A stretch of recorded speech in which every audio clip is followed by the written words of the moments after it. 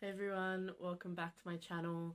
Today's video is on 10 things I wish I knew before I started my entrepreneurial journey.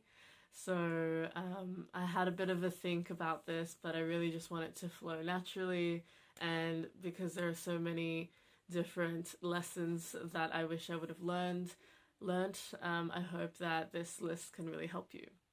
So first off with being an entrepreneur is just clarifying, this sort of video is perfect for the type of person who is doing entrepreneurship full time.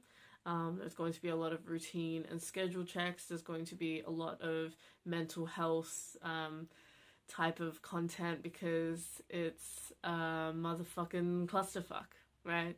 Basically. So number one is to really have a schedule down pat. You want to make sure that you have a day off per week.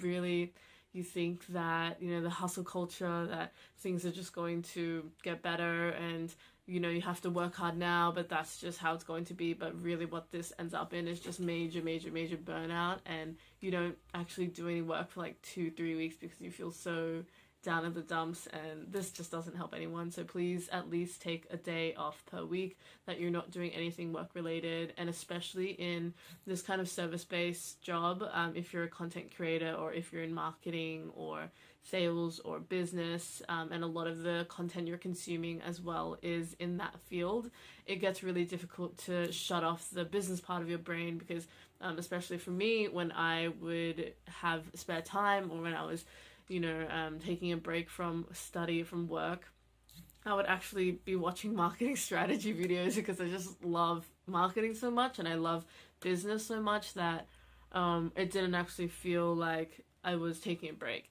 And this was the same for creating content because my main platform being LinkedIn, you talk about what you're doing every day, and I think it really is that mindset shift of, okay, I'm going to be watching videos or living my life to get content versus, content just comes up based off of the things that I was going to do anyway. And it's really obviously easier said than done, but this is a major shift that makes the whole process so much smoother and just better in general for your entrepreneurship journey.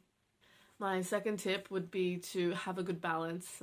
This is pretty self-explanatory, but I just don't want to skimp out on how freaking important this is. Okay, like when I started and I got lots of advice and people were like, yeah, you have to have like a routine schedule, but make sure you get the right amount of exercise and make sure you get the right amount of social time, family time, friend time, and then business and personal. And I was like, oh, that's like for them though, and like I can work I could work 80 hours a week and there's no problem. And it's crucial. That's what's important when you're starting a business. Man, was I wrong. Like I left when I first started my business because I was just so all in. Like my brain was completely preoccupied by the business. I realized that, I was going to the gym at the time and I was like, I can't spend any money that's not on the business. I can't be working because then it's time taken away from the business. And at the time, it might have been an ego thing. It might have been feeling cocky. I don't know. But basically, it was just like, I either have to be, working on the business because every hour not spent on the business is like, I could have all this time and money, and like building my business was just the most important thing, that if I wasn't able to build on my business, I'd feel like I'm losing money. Like I'd feel like, if I had put in that initial effort, then everything would, it would be leading to so much more in fruition after putting that work in, if that makes sense. So that was a major part of my struggle that I feel like some people might experience as well, when you feel like you want to go all in when you are profiting at the very start and you're like, okay, I need to just put all my energy in. Definitely lately, now that I've been working out more and having more of that routine, it's helped me so much more just to have like my head screwed on right, and not everything just moves up and down with the business. You need to have outside hobbies, you need to have outside interests other than your business, because a major thing that comes up, I guess this is number 3, is your identity and your feelings, your emotions just going up and down with the flow of the business. So, And the worry with this is that you know, you can have a good client and you get sales, and you know, you might get a 10K client, which is amazing, but what happens is that window of that positive emotion is so short. It's kind of like, oh wow, great, cool, and then now you have to do the work, and you don't really allow yourself to feel okay, and you don't really allow yourself to just sit back down and be like, okay, this is a good thing, and I need to see it as a prolonged good thing, rather than like, okay, I've done that, now what's next? And I think that's a really big part of starting a business that no one really talks about. Like, I haven't seen that anywhere. So it's just like there's this mentality of, because you're the only one when you're starting off, especially, you're the only one in that business, unless you have a co-founder, but even then, you know, you're the only one there, and no one's really, like, there's no manager or director or anyone to report to say, hey, you did a great job, you know, you did all that work and it really paid off. So you're the one who has to give that validation to yourself, and that's something that we're never really used to. And because of a lot of social conditioning, because of like the way a lot of parents are, it's like, you've done something good, but it's like, that's not good enough, or what else is next? And we're always looking towards the next thing, but we don't really take the time to sit with ourselves and be like, okay, I actually did a really good job, and I need to kind of just take a minute and like pat myself on the back for it. So having that time to just forgive yourself, to take some time to relax and enjoy the fruits of your labor, and not see it as a race, but more being okay with understanding how much you've accomplished along that journey. Number 4 is basically just like dealing with a lot of the mental side of things. I've always said this in business and with my clients and the people I work with, is it is 80-90% psychological. Like, the thing is, we can write a business plan, we can do the work, we can like write up documents and emails, and set up web funnels, and whatever it is you're doing, like, we have the capacity to be writing, we have the capacity to be typing. You know, it's not a physical thing, but it's the mental side of it, the mental fortitude. So do you have the psychological capabilities to be like, you know what, I'm going to do this today? And if you don't, how do you deal with that? And I think a really good way to go that my kind of coach and my mentors have told me, and what I really tell my clients as well, is that if something doesn't feel great for that day, just kind of get through that first barrier. But if you still don't feel good the day after, then that's when you actually need a break. So like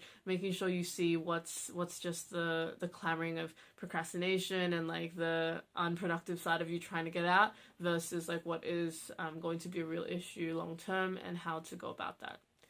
My fifth piece of advice is to surround yourself with like-minded people. And I know everyone says this, but you need people to keep you accountable. Like, it's just something that you can't really cheap out on, because no matter what, even if you have like friends who are really ambitious, or they're working 9 to 5, or just like people who've really understood you up until that point, you'll realize when you start your own business, like, there's so much stuff that nobody really understands. Like, there's just so much stuff that like is really hard to explain if you haven't been through it. And like, I don't want to come off like really pretentious or anything, but it's just like, there's a lot of struggles and a lot of pains that will just make so much more sense if you find other people in that space. You find other people who have started their own businesses as well, and you need to like treat this as a part-time job. You need to treat finding people in the same space as you, you know, like that you actually get along with, that like are interested in you as well, because that's really important too.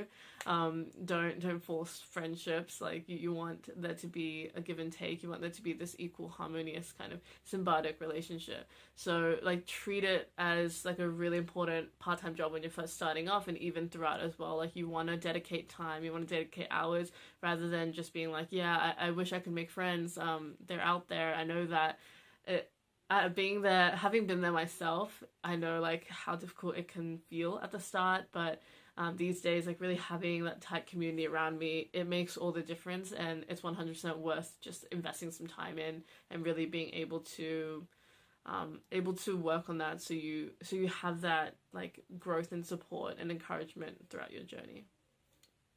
My fifth piece of advice is to surround yourself with like-minded people. And I know everyone says this, but you need people to keep you accountable. Like, it's just something that you can't really cheap out on, because no matter what, even if you have like friends who are really ambitious, or they're working 9 to 5, or just like people who've really understood you up until that point, you'll realize when you start your own business, like there's so much stuff that nobody really understands. Like there's just so much stuff that like is really hard to explain if you haven't been through it. And like I don't want to come off like really pretentious or anything, but it's just like there's a lot of struggles and a lot of pains that will just make so much more sense if you find other people in that space. You find other people who have started their own businesses as well, and you need to like treat this as a part-time job. You need to treat finding people in the same space as you, you know, like that you actually get along with, that like are interested in you as well, because that's really important too. Don't force friendships. Like you want there to be a give and take. You want there to be this equal, harmonious kind of symbiotic relationship. So like treat it as like a really important part-time job when you're first starting off, and even throughout as well. Like you want to dedicate time, you want to dedicate hours, rather than just being like, yeah, I wish I could make friends. They're out there. I know that being there, having been there myself, I know like how difficult it can feel at the start, but these days, like really having that tight community around me, it makes all the difference, and it's 100% worth just investing some time in, and really being able to work on that, so you have that like growth and support and encouragement throughout your journey.